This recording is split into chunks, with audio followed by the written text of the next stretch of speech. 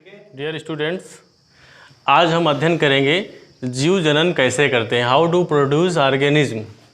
तो सबसे पहले हम जानेंगे कि जो जीवधारी होते हैं वो जनन क्यों करते हैं। क्योंकि यहाँ पर लिखा है जीव जनन, यहाँ पर लिखा है जीव जनन। अब ये जो जीव शब्द लिखा है इसमें प्लांट यानी पौधे और जंतु दोनों इंक्लूड है। तो यहाँ पर हम बिल्कुल अलग से नहीं कह सकते हैं कि यहाँ पर हमको किसके बारे में पढ़ना है। अब चूँकि जीव लिखा है तो जीव का मतलब है कि हमको पौधों के बारे में भी पढ़ना है और जंतुओं के बारे में भी पढ़ना है। जनन क्या है? जनन रिप्रोडक्शन, रिप्रोडक्शन। तो जीव जनन कैसे करते हैं, जनन कैसे करते हैं और क्यों करते हैं। तो सबसे पहले हम जानेंगे जनन क्या है।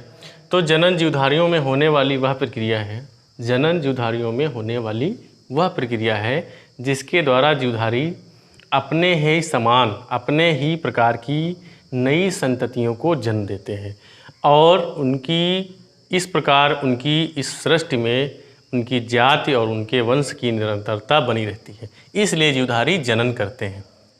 अब यहाँ पर लिखा है जीव जनन। अब जीव जनन के अंतर्गत पौधे भी आ जाएंगे और जंतु भी आ जाएंगे। पौधे भी जनन करते हैं, जंतु भी जनन करते हैं। अब हम देखते हैं कि जो जनन के प्रकार हैं, types of reproduction, types of reproduction. जनन के मोस्टली दो प्रकार हैं। एक है एसेक्सुअल रिप्रोडक्शन, दूसरा है सेक्सुअल रिप्रोडक्शन। हिंदी में इसको हम कहेंगे अलैंगिक जनन, इसको कहेंगे लैंगिक जनन। अब ये दो टाइप्स जो हम देख रहे हैं, एसेक्सुअल रिप्रोडक्शन और सेक्सुअल रिप्रोडक्शन, तो किस प्रकार का जनन किस प्रकार के जीव में होता है। तो एसेक्सुअल रिप्रोडक्शन अलैंगिक जनन जो होता है मोस्टली पौधों में होता है और उन पौधों में होता है जिनमें पुष्प नहीं बनते, अपुष्पी पौधों में, अपुष्पी पौधों में, अपुष्पी पौधों में अलैंगिक जनन मोस्टली होता है। कुछ जंतु भी होते हैं जैसे अमीबा है, हाइड्रा है, इनमें अलैंगिक जनन की विधि अपनाई जाती है। दूसरा है हमारा सेक्सुअल रिप्रोडक्शन यानी लैंगिक जनन।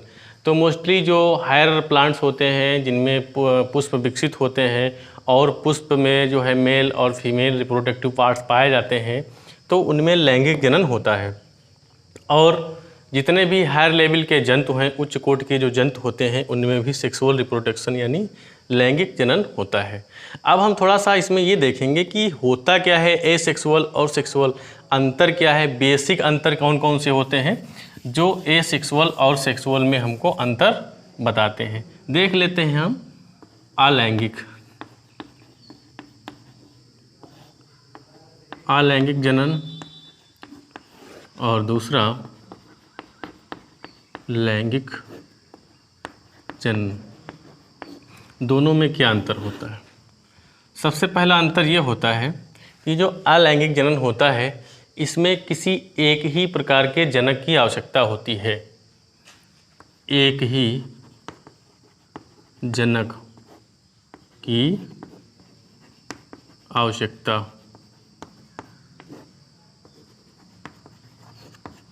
एक ही जनक की आवश्यकता होती है। लैंगिक में, लैंगिक जनन में नर व मादा दो जनकों की आवश्यकता होती है।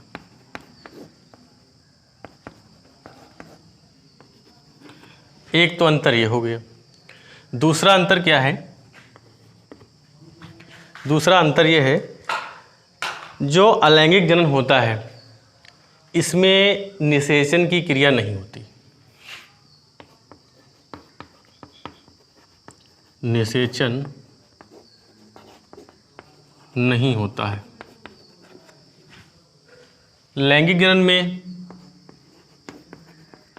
निषेचन होता है। ये दो अंतर हो गया। तीसरा अंतर क्या है? तीसरा अंतर ये है, यहाँ पर हम देख रहे हैं निषेचन लिखा है, यहाँ पर निषेचन नहीं होता है, इसमें निषेचन होता है। तो जब निषेचन की क्रिया नहीं होगी तो इसमें जो है टाइम भी कम लगेगा, समय भी कम लगेगा। तो इस प्रकार यह जो है, जो अलैंगिक जनन की प्रक्रिया है, एक सरल प्रक्रिया है। यह एक सरलतम प्रक्रिया है।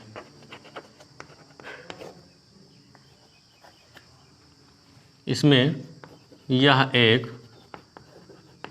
जटिल प्रक्रिया है। तीन अंतर हो गए, बहुत सरल अंतर हैं। चौथा अंतर देखते हैं हम, और बहुत ही इम्पॉर्टेंट टॉपिक है, बोर्ड परीक्षा में अक्सर पूछा जाता है कि लैंगिक और अलैंगिक जनन में क्या अंतर है। अगला अंतर क्या है? अगला अंतर ये है कि जो अलैंगिक जनन के द्वारा उत्पन्न संतति होती है वो हूबहू सेम टू सेम बिल्कुल अपने जनक के समान होती है। उत्पन्न होने वाली संतति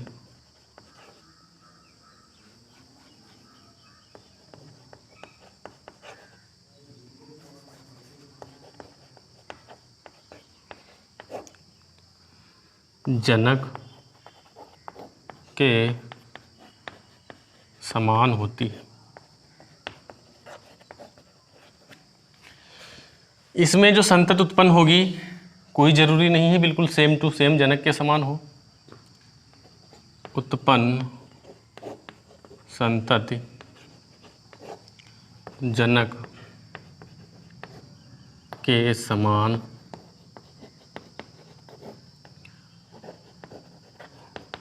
नहीं होती है। ये बेसिक अंतर हो गए। उत्पन्न होने वाली संतति जनक के समान होती है, उत्पन्न होने वाली संतति जनक के समान नहीं होती है। ये तो हमारे हो गए अंतर ए सेक्सुअल और सेक्सुअल रिप्रोडक्शन में, बहुत ही इम्पॉर्टेंट है ये। अगला हम पढ़ेंगे कि जो अलैंगिक जनन होता है तो जंतुओं में होता है तो कैसे होता है, कौन कौन सी इसकी विधियाँ होती हैं, और अगर पौधों में होता है तो कौन कौन सी विधियाँ होती हैं, किस प्रकार से होता है। तो हम देखते हैं कि जो अलैंगिक जनन है, अलैंगिक जनन की कौन कौन सी विधियां हैं और उनके माध्यम से किस प्रकार से जनन। तो हम देखते हैं अलैंगिक जनन की विधियां, कौन कौन सी विधियां हैं देख लेते हैं।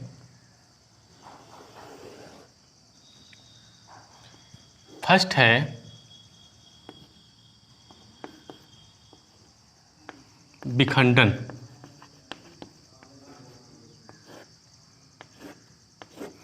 अलैंगिक जनन की फर्स्ट जो विधि है विखंडन। विखंडन का मतलब यहाँ पर लिखा ही साफ लिखा है विखंडन। विखंडन का मतलब है टूटना। जीवधारी जो होगा, जो जीवधारी होगा वो कई खंडों में या दो खंडों में, दो से अधिक खंडों में टूट सकता है। टूट करके उसके जितने भी पार्ट हों वो एक अलग नई संतति के रूप में विकसित हो जाएं। तो विखंडन की जो विधियां हैं वो अलग अलग दो हैं पर्टिकुलर। फर्स्ट है द्विखंडन और दूसरा है बहुखंडन। द्विखंडन का मतलब यहाँ पर लिखा है द्वि मीन्स दो। कोई जीवधारी हो जब दो समान खंडों में विभक्त हो जाए और प्रत्येक खंड से एक नए जीव की उत्पत्ति हो जाए, उस विधि को हम द्विखंडन कहते हैं। जैसे अमीबा। अमीबा में यह विधि अपनाई जाती है। तो इसमें होता क्या है, जो अमीबा होता है वो समान दो खंडों में विभक्त हो करके नई संतति के रूप में विकसित हो जाता है। ये बीच में एक आभासी सेप्टम बनती है और यहीं से जो उसका जेनेटिक मटेरियल होता है दो भागों में विभक्त होकर के अलग अलग दो नई संततियों को जन्म दे देता है। इस क्रिया को हम कहते हैं द्विखंडन। नेक्स्ट है हमारा बहुखंडन। बहु का मतलब है इसमें दो से अधिक खंड हो, मतलब 4 हो सकते हैं, 6 हो सकते हैं, 8 हो सकते हैं, 10 हो सकते हैं, कोई ज़रूरी नहीं है कि कितने खंड हों। तो इस प्रकार का जो जनन होता है वो कुछ शैवाल है, जैसे स्पाइरो गायरा, यूलोथ्रिक्स,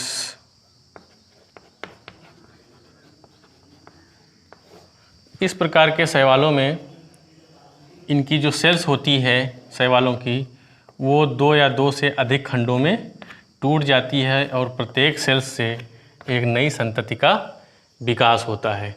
इस प्रकार जो है ये विखंडन विधि 2 अलग अलग मेथड्स में होती है, द्विखंडन और विखंडन। दूसरी जो विधि है अलैंगिक जनन की वो है मुकुलन। मुकुलन, बडिंग।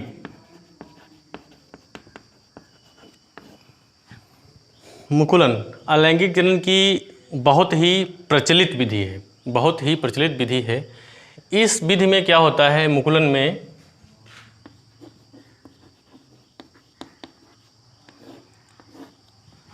मुकुलन विधि द्वारा जो जनन होता है वो हाइड्रा और ईस्ट 2 जीवों में होता है। तो इसमें होता क्या है, जो पैतृक सेल्स होती है, जो मातृ कोशिका होती है, मातृ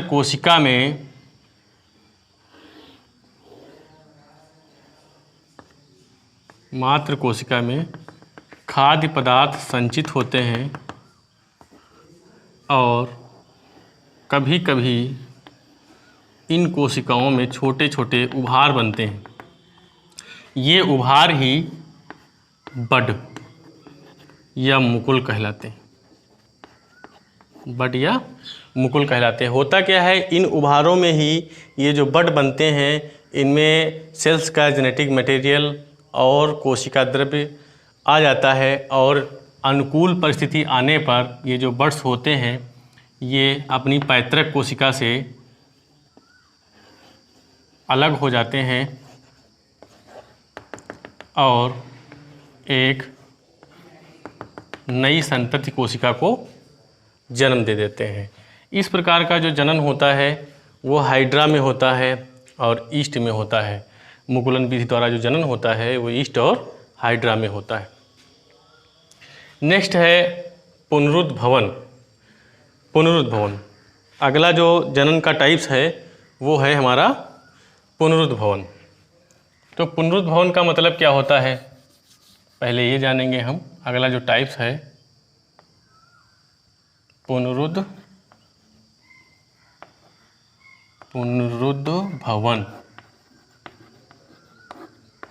इंग्लिश में इसको हम रीजेनरेशन